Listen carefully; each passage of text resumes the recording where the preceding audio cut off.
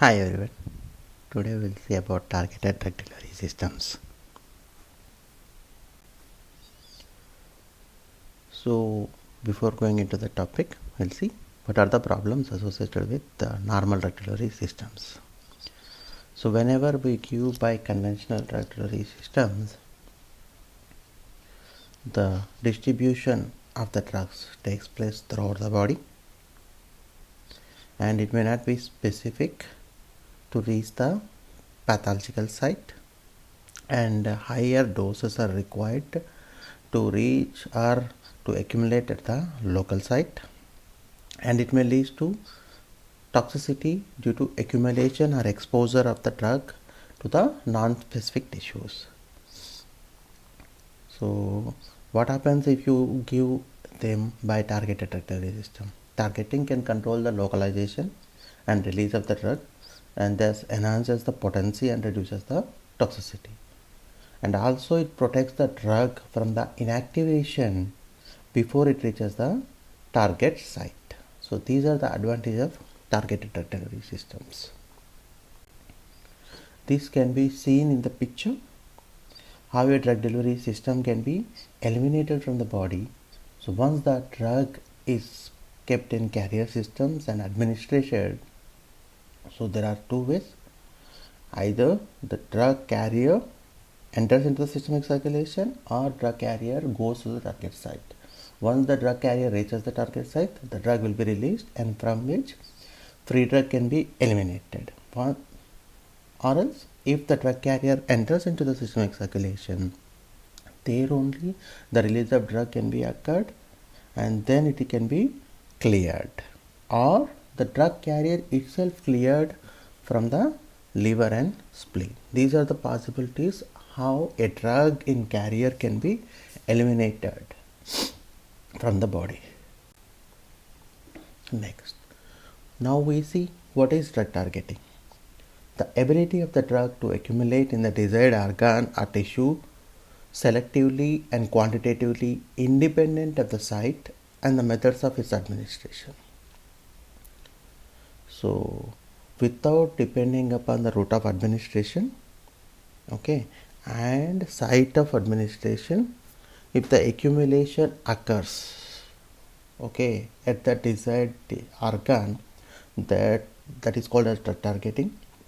So what are the advantages? As already discussed, increased localized concentration at the required or desired site, reduced side effects due to avoiding the unnecessary exposure to the healthy tissues, reduced cost of therapy.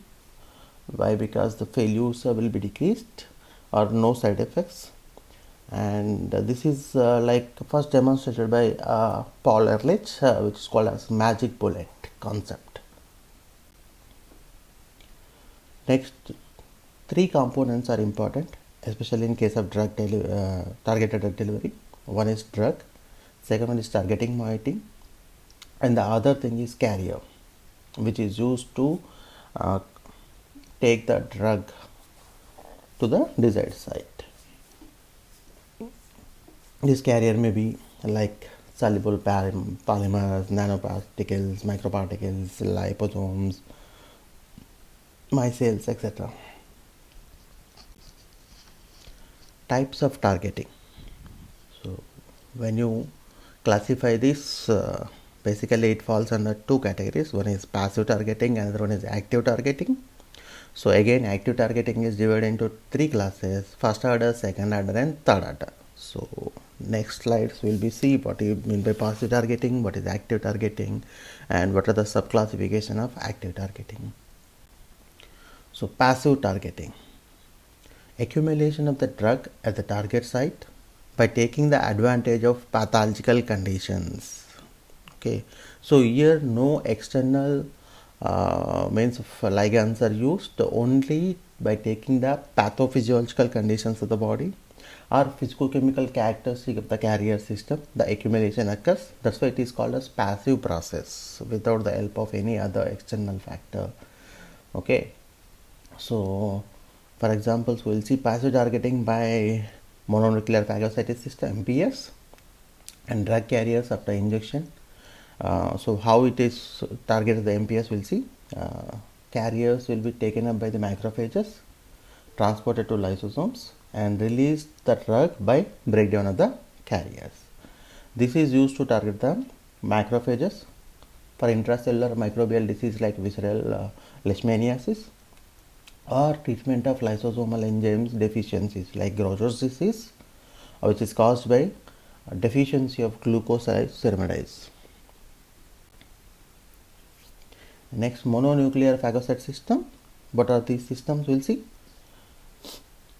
So these are present in bone marrow monoblasts, monocytes and macrophages. These remove the foreign materials. Opsonome proteins are present in the blood, which quickly binds to the drug carriers, making them more visible to the phagocytic cells. This process is called as opsonization. What happens is this opsonin protein bind to the carriers and makes them more visible to the phagocyte cells, are more susceptible to the phagocytic uptake. This process is called as opsonization, by which the carriers can be cleared from the blood circulation. So there are some factors or parameters which, if a carrier molecule possesses, then it can escape from the MPS uptake. So first thing is the size should be below 100 nanometers. Particle size, the particle size should be below 100 nanometers. And then surface charge. Neutral charge. The carrier should have a neutral charge for avoid the uptake by MPS system and increase the circulation half-life. And if it has any specific charge, particularly positive charge, it interacts more rapidly and easily cleared from the body. And then surface hydrophilicity. Addition of hydrophilic groups on the surface prevents the protein adsorption. So if you coat these carrier systems like liposomes or nanoparticles with hydrophilic polymers, then increased hydrophilicity at the surface prevents the uptake by the MPS and increases the half-life. So best example, stealth liposomes. So we have heard about stealth liposomes. These are nothing but liposomes coated with PEG, polyethylene glycol, which is a hydrophilic molecule. So due to increased hydrophilicity, what happens is the uptake by the MPS will be reduced and half-life in the circulation will be enhanced. Those are called as stealth liposomes. Likewise, if you coat with these hydrophilic polymers any carrier molecule, then uptake by MPS will be reduced. Next, we'll see how this targeting can occur in the disease pathways, or how the targeting happens. So normally we can see the blood vessels or blood capillaries. So the endothelium of this capillaries will be formed with the tight junctions. So what happens is there will be no gap in between these cells. So nothing will pass through these cells. But in some parts of the body, there is called as fenestrated capillary, where a gap of 20 to 80 nanometers will be there, especially in the kidneys and GITs, whereas tight junctions will be there in the brain, lung and muscle. And if you take organs like spleen and liver, these fenestrations or gaps will be around 150 nanometers. Okay, but whereas in pathological conditions, means any disease states like inflammation or infection, the gap between these endothelial cells may increase up to 200 nanometers. And if it is a cancer, then the gap may go up to 300 nanometers. So as the gap increases, it creates a space to pass anything to desired side. So here anything means the drug carriers. The carriers, if you make, especially cancer, the size is 300 nanometers. So any particle less than 300 nanometer will pass through those fenestrations and reach the tumor tissue. So that's why if you make a nanoparticle which is having size less than this, those can penetrate and reach the tumor tissues. So that's how the passive targeting occurs. So one is based on pathological conditions and based on the characteristics of the carrier molecule. So another factor which is used for this passive targeting is local physiological conditions. So use of the enzymes present at the specific site. Example, increased enzymes like alkaline phosphatases in the tumor, or decreased pH at the tumor, or charge at the particular site. Okay, so for example, cationic liposomes will be attracted or accumulated because of negative charge present on the phospholipid membranes or endothelial cells. And then this process is called as enhanced permeability and retention effect. The passive targeting is called as enhanced permeability and retention, EPR effect. This was first reported by Masmura and Meda in 1986 and described in greater detail and validated by Meda et al.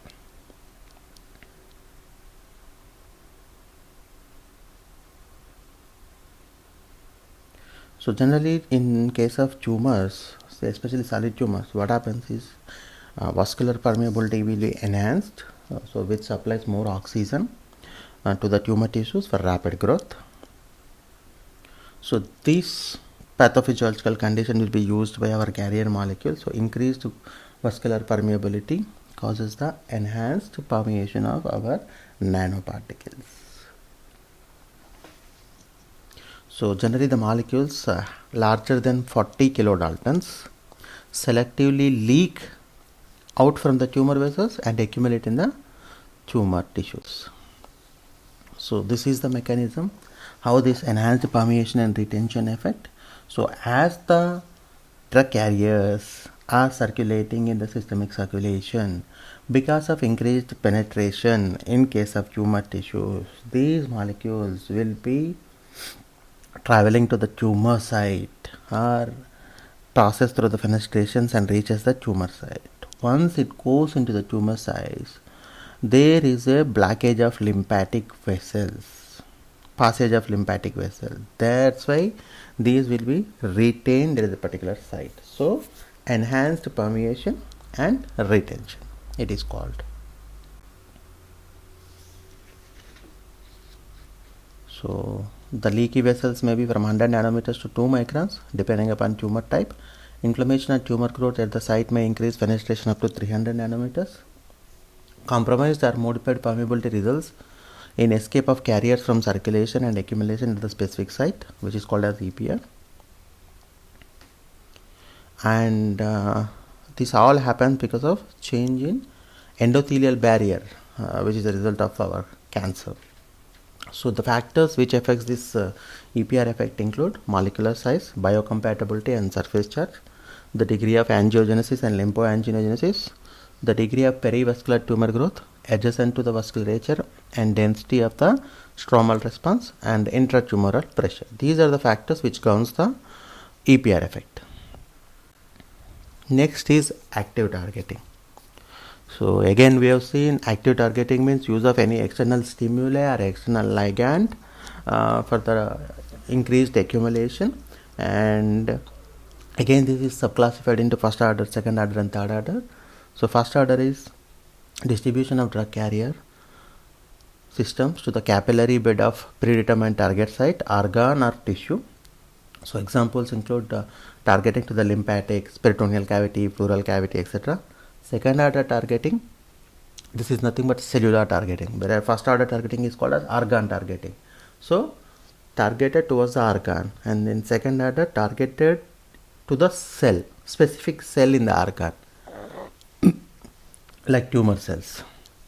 And third order is drug delivery specifically to the intracellular part. See, as the order is increasing, it becomes more complicated. First is to the organ level only. Second, tissues in the organs or cells in the organs. And then third one is intracellular, so inside the cells. So examples include receptor based ligand mediated entry of drug complex into the cell by endocytosis or delivery of genes. These are specific examples of active targeting. So these are some drug carrier systems which are used for targeting process like liposomes, polymeric nanoparticles, gendrimers, monoclonal antibodies, etc. So there are like two types. So generally we can divide macromolecular conjugates or particulate drug conjugates. So whereas macromolecular conjugates include directly protein or monoclonal antibodies will be conjugated with the linker directly, conjugated with the drug either directly or with the help of linker. Particulate drug carriers means drug will be encapsulated into a particulate carrier or vesicle systems like liposomes, nanoparticles, etc. And then the surface of these carrier systems will be modified with the specific ligands for achieving